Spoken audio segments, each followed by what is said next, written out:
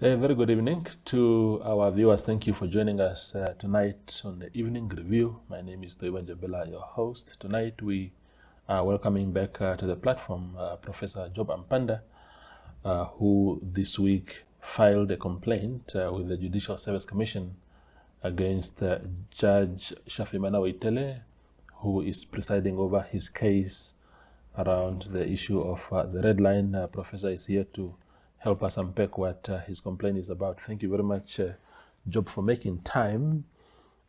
Very early in the year, big noises already about so many issues. I don't want to venture very much into your case because it's still before court, but the complaint, I think we can discuss that. What are you complaining about as far as Judge Ueitele's conduct is concerned?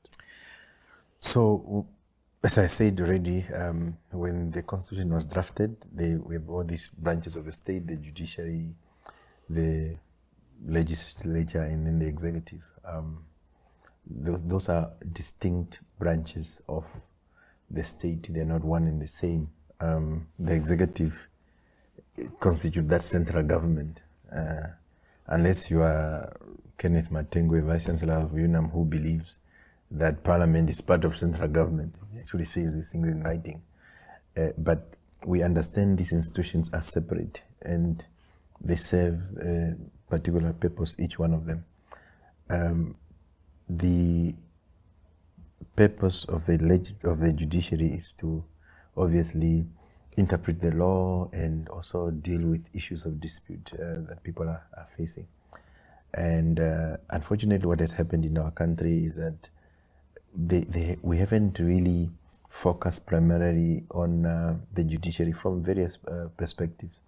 There's this impression because when we go to court, you go there, and when the judge walks in there, we all of us stand up and they address as my Lord, my God, my worship, and things like that.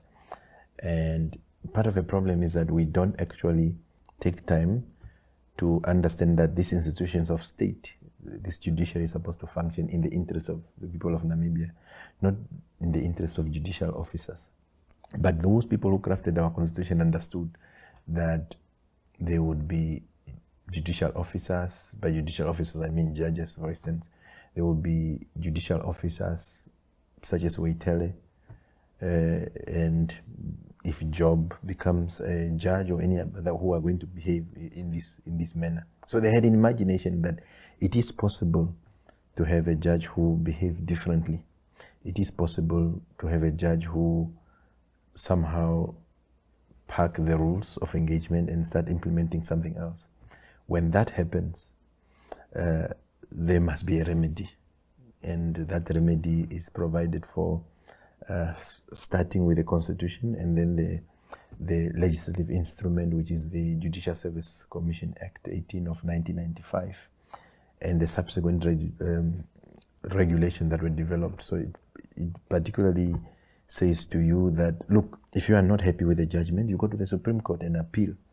The Supreme Court, you can be heard by 3 judges because they understood that human beings can make mistakes. Yeah, so you have that remedy. If you're not happy with the judgment, you can go to the Supreme Court. Yeah. But there will be time where the Supreme Court would not, for instance, be able to remedy the conduct of a judge that has nothing to do with matters of law. That's why there is these provisions, Section 4 of the Judicial Service Act, that deals with the conduct of the judicial officers. So the primary focus of the complaint is the conduct of the judicial officers. The fortunate thing is that it's not difficult for me, is because the judge himself, the beginning of trial, before the beginning of trial, both the judge and the Supreme Court, the High Court and the Supreme Court have already found that this is a case of public interest.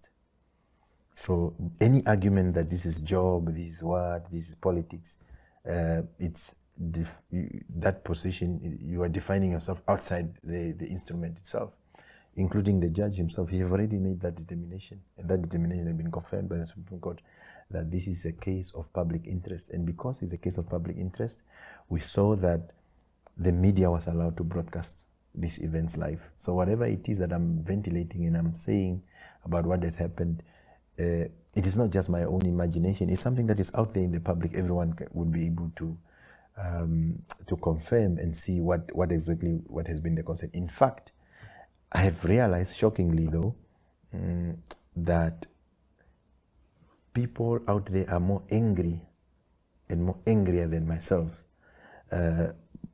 given what has happened in court. They're asking me questions. Yeah, what did it happen? Are you guys? Did you have any business or a CC together with a judge, or does your lawyer have, maybe they cross paths? What is basically going on? And they're asking. Sometimes I can't answer those questions, but the basis, firstly, I'm answering your question to say that it is provided for in our law that when the judge is offside, there's a remedy for that.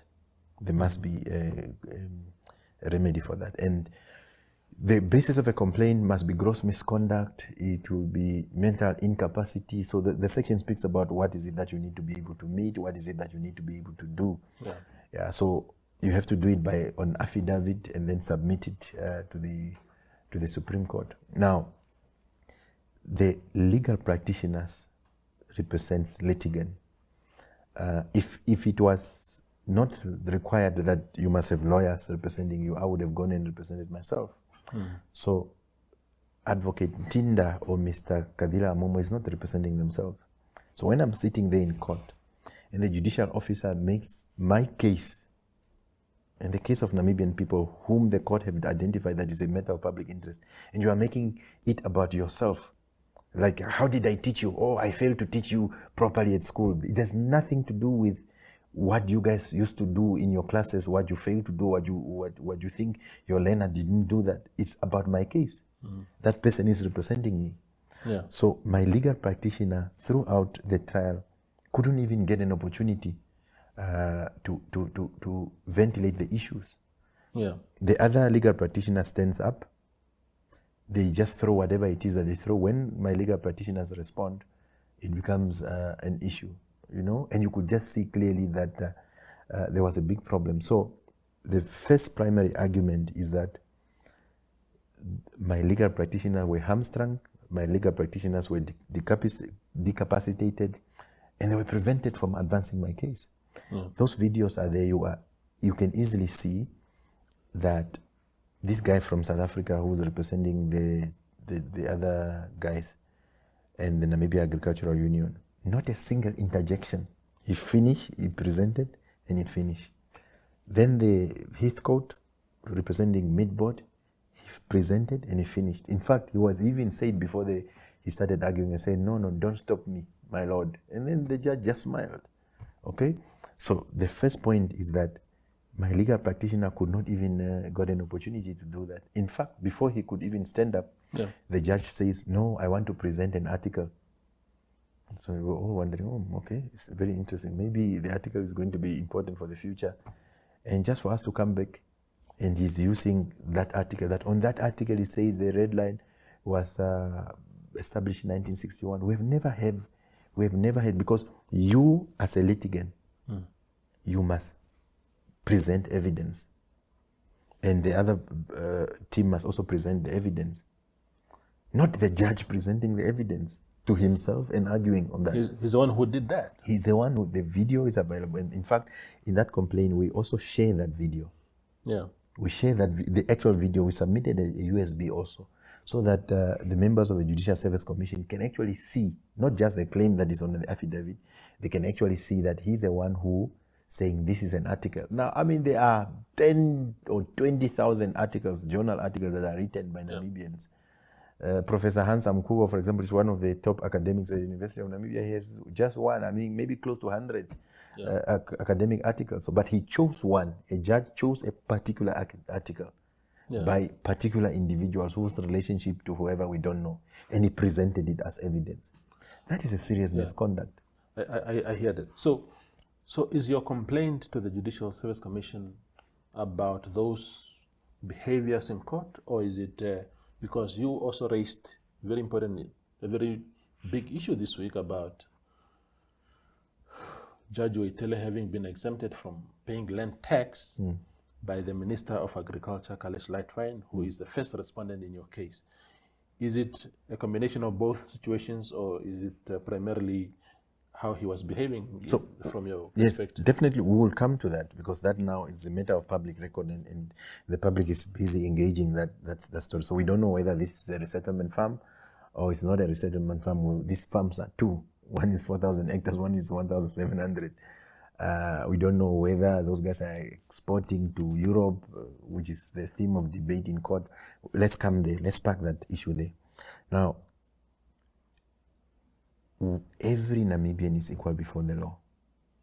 But the judge says, Mr. Amupanda is a declared politician. I was sitting there wondering, what is going on here? Mr. Amupanda is a declared politician. He has taken sides. You cannot bring him to court. He peddles, these are his words, he peddles a particular line. I don't know whether it's a red line but these are the words of the judge. But I mean, how do I go to court and have a general position to say, I don't know what's happening, whether I'm for or against? Obviously, I go to court to speak on a particular position, but he says to us that no, politicians cannot come to court and vindicate the rights. The same politicians that are given rights by Article 17 of the Namibian Constitution. He says Mr. Amupanda is a declared politician. He doesn't say declared by who. We don't have politicians declared. That's not how we understand politicians being declared. But these are the things that he says. Then when you sit back and you realize, oh, okay, this is something else. Definitely. So that is a problem, because that basically means it's discrimination on the basis of my political views. He's saying my evidence must be treated in a particular way because I'm a politician. Yeah, it's a problem. That conduct cannot stand. It brings the judiciary in disrepute.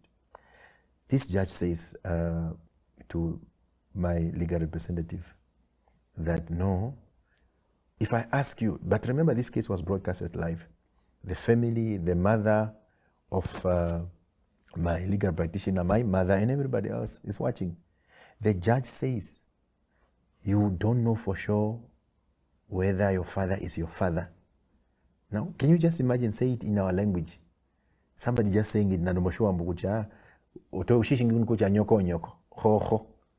is what the judge says on TV. So, when you leave court and the judge says that, then you go home and you look at your father, what's going to be happening? And this is not just you, it's everybody else, because apparently, no one knows that their parents are their parents. No one expects that to come to court and you are going to be told about the bedroom affairs, because he says, you don't know for sure that your father is your father. And why is it that you don't know? Because you were not there when you were being made. You were not there when you've been born. So what are you talking? You are talking about bedroom affairs of that. We can't have a judge who says that they are young.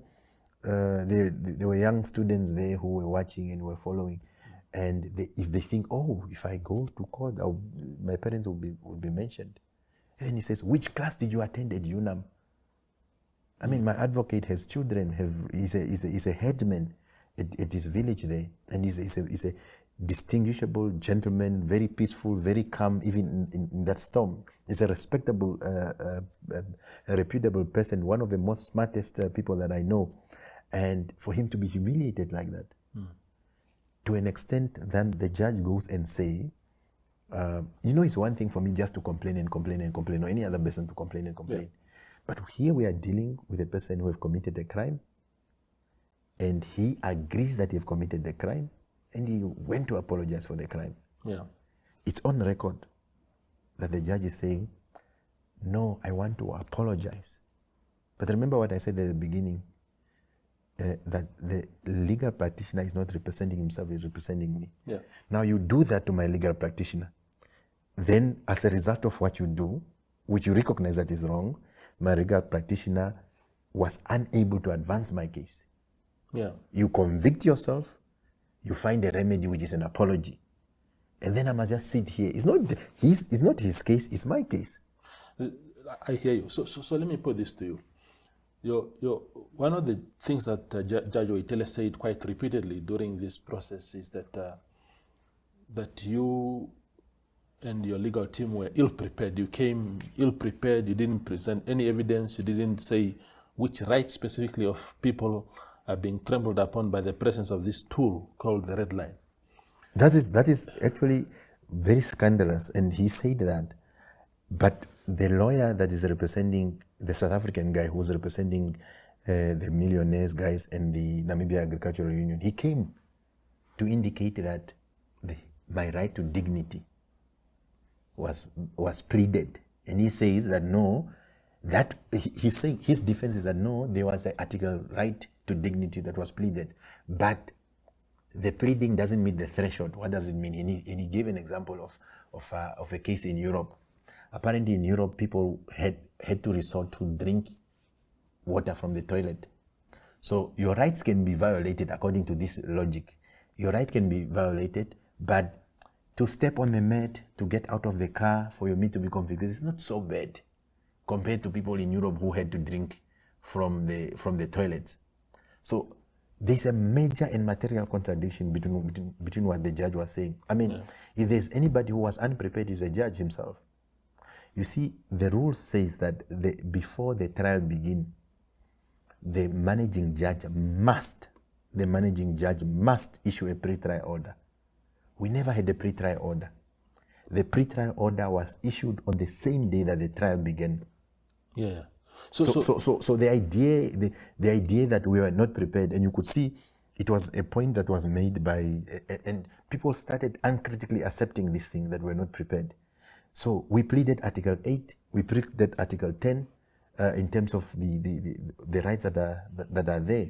So they can't fault, and you could see that we are saying to court even that this instrument was not established in terms of any law. Yeah. Now, instead of the other people to come and say it was established because of ABC, the judge goes and say, no, you can't find any law. Does the court has hands and arms? So you could almost see that the judge was behaving as if he's the ninth defendant in the matter. So look, we were prepared. We advanced our case very well. We even issued subpoenas in terms of our witnesses to come. Yeah. We even discovered documents that are discovered, in other words, they are already before court record, and he refused to accept them, but he agreed to accept the other documents. So those are all issues that we are talking about in terms of that specific complaint. Like, for example, when a man says, tell Amupanda, it's not the first and last time he's going to come to court. What does that mean? So meaning next time when I come there, I will not get justice? Or when he says he's a declared politician, his evidence must be treated. I have 2 boys, so if my boys are something happens to them at school and I go to court, they're just going to say, oh, these are the children of the politician. Yeah. So it doesn't... I get that. It's materially very problematic. But now, with the new revelation of the text... Yeah, because that is where I want, because we don't have enough time now. Yeah. So I want to touch on that quickly. So what I find troubling personally, and my views on the red line are known. I don't go around hiding that I'm in support of it. I'm totally against it. I'm very open about it. But when you summoned Saki Shangala to come and testify, he said, credit to that man, he said, I farm in Leonardville, in the Maheka region, and therefore I will not be an objective witness. Maybe, of course, maybe he was supposed to testify on other things, but he said he used that as logic. We at Namibian Sun called, when we were speaking to some of the public figures to express their views on this issue, we called Naha Sangula and we said, what is your view? Because we know him as a straight talker. And he said to us, I am conflicted on this matter because I am a farmer south of the red line and I also have animals north of the red line, and therefore I'm conflicted. I cannot really give you an objective response. The judge, we are told that according to the papers that you released this week, that he owns farms south of the red line. When the likes of Shangala saying, look, I must stay away from this case because I'm conflicted. When Naha says I'm conflicted, I can't comment. The judge, who is a farmer and has interest in how this matter is resolved in the end, doesn't declare that interest. It is a very problematic thing, because that's why when we saw that, it was also a shocker to us. Because remember, we had asked for a recusal, but we asked for a recusal intimating some of those concerns of conflict, but also in a manner in which how he was expressing himself in chambers, but he made it very difficult for us to bring that application. It is very, very, very, very problematic, and this is what we must seriously problematize in our country. Those people, Nahas or Shangala and them, no one is asking them to recuse themselves. They are saying it by themselves. So the first question that the judiciary and everybody else must ask, on what basis, without anybody requesting you to recuse yourself, on what basis do you continue to preside over that case, knowing what you know? Because he knows the biases. Because this is what we must be able to. There is an application that can be brought by a litigant to say, I'm not comfortable. I don't think there's a reasonable apprehension of bias. I don't think you can objectively be able to deal with this matter in this way. So before we even get there, and this is what Namibians must, this is what we expect of our judiciary. These are standards that we expect of the judiciary. For a judicial officer or whoever it is that is assigning him to the task to know. It's one thing for you to have a small farm, subsistence. Yes, little 5 goats. But this is a commercial farmer with not one farm, with 2 farms. At least those are the ones that we saw in government documents. So it's no longer in doubt. His name is identified positively, the farm size is identified, and the size, and the minister who actually, because the minister has discretion. People thinking that, you are allowed to do exemption and things like that. That's not the concern. Here is a minister who has discretion. What does it mean? It means you have a decision to say yes or no. Here is a judge who applies for it. Okay? And then is granted. So, the minister exercises discretion to the benefit of a judge who is presiding over a case that relates to those things. And that's why you will see that, there's no evidence, go and exhume. This is a judge who says, go and exhume. What if we go here with my legal practitioner? What if we go to those graves of those guys? Anyone that has, because the court, because remember we are talking about the country as a rule of law. The court is the one who gives orders, and those orders must be implemented. We have been ordered to exhume. So what if we get graders and we start digging those colonizers? Because he says we must dig them and bring them to court. So what if we start digging and bring those bones there? Because the court have said so. And the court never said it's a joke. Because my lawyer, when he heard the judge saying, go and exhume those people to come and testify, my lawyer said, I'm going to ask Jesus to help me. No, you are making a joke out of it. No, but my lawyer was saying he's going to pray to Jesus so that people can resurrect. The Bible says you can resurrect. Come back on earth, and then you can come and testify. So it is the point I'm trying to make is that the recusal, objectivity, and integrity of a judiciary the onus is not just on a litigant. It's first and primarily on a judicial officer who get allocated a matter. It's primarily on those that are allocating this function to this specific person. And it's not vice versa. And the people of Namibia must know, because if that's what we expect, it basically means then that all these corruption things that are happening in our country, unless somebody objects to it, it's okay. That's not the type of society that we want to live. It's that we are very happy that people of Namibia saw what had happened in court. They can equally see the documents. I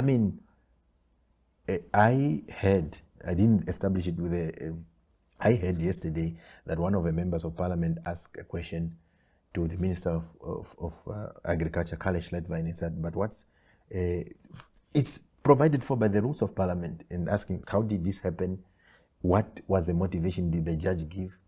And I would have hoped that he would have asked whether it's a resettlement farm or not, and how was he resettled and when. Karl Schlettwein apparently waited outside. We are waiting for the version of the MP, and he said to him, fuck you, what are you trying to imply? So you can see that there is some sort of impunity, people can do whatever it is. A minister, when he's asked for accountability for his action, because why would you do that? Yeah. Why would you do that? So the point that we must make here, it is important that the onus is on a judicial officer such as Justice Ueitele The onus is on even the minister who's exercising that power. I'm an ordinary citizen. I'm a litigant who's coming to court. Yes, we did ask for a recusal. We didn't want it to proceed in this manner. We are complaining to the Judicial Service Commission, but we are saying, when is a judge going to take a responsibility? The only thing that he took responsibility is when, on the last minute, on the 90th minute, before the match goes off, he apologizes. But what are the consequences of what you have done? Yeah, thank you very much. Okay, thanks. I appreciate your time, man. Okay, man. Yeah, that is Professor Job Amupanda. He's a social justice activist who is fighting for the removal of the veterinary cordon fence, and also having lodged a complaint against Judge Shafimana Ueitele, who is presiding over that matter, over potential conflict of